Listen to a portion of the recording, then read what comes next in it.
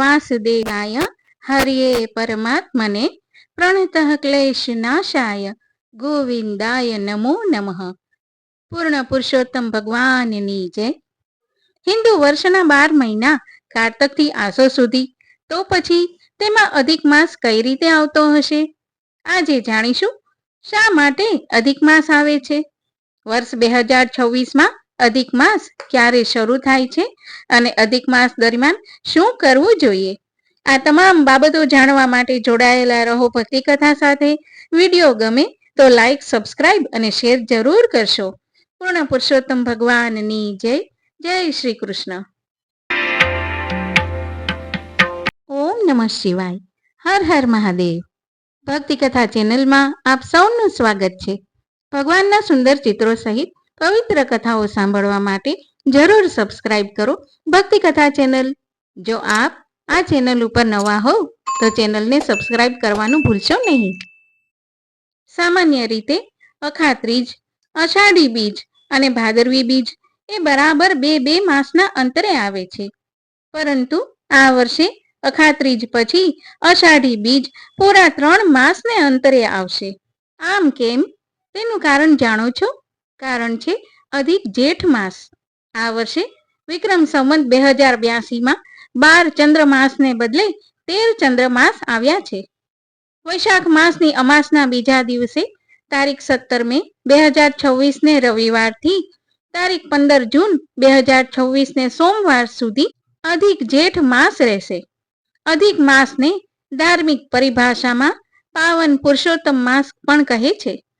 ત્યારબાદ નિજ જેઠ માસ શરૂ થશે. હવે જોઈએ અધિક માસ અંગે સાદી અને સરળ વિગત. ખગોળશાસ્ત્રની ગણતરી મુજબ વર્ષના 12 ચંદ્રમાસ સૂર્ય ચંદ્રની ગતિસ્થિતિ પ્રમાણે નક્કી થાય છે. એક ચંદ્રમાસની લંબાઈ 29.5 દિવસ જેટલી હોય છે. આવા 12 ચંદ્રમાસનું એક વર્ષ બને છે, જે ચંદ્રવર્ષ તરીકે ઓળખાય છે. આ ચંદ્રવર્ષ લગભગ 354 દિવસનું થાય છે. જ્યારે સૂર્યની આસપાસ પૃથ્વીના ભ્રમણ આધારિત સૌર વર્ષની લંબાઈ લગભગ 365 દિવસની હોય છે.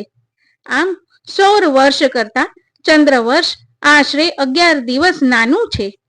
આ તફાવત એક વર્ષના અંતે 11 દિવસ, 2 વર્ષના અંતે 22 દિવસ અને 3 વર્ષે તે 33 દિવસ જેટલો થઈ જાય છે.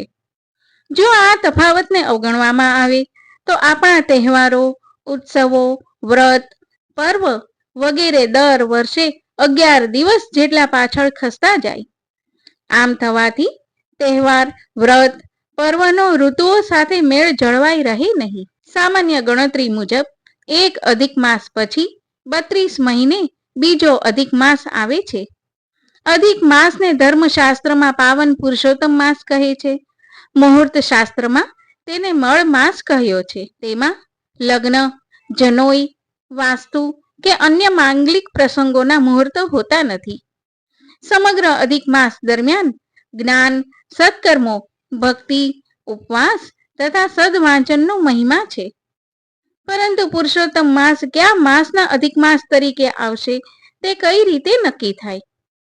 જે રીતે જ્યારે 2 સૂર્યોદય વચ્ચે તિથિ સમાપ્ત ન થતી હોય ત્યારે વૃદ્ધિ તિથિ ગણાય છે, એ જ રીતે 2 અમાસ વચ્ચે સૂર્ય સંક્રાંતિ ન હોય ત્યારે તે ચંદ્રમાસને અધિક માસ કહે છે.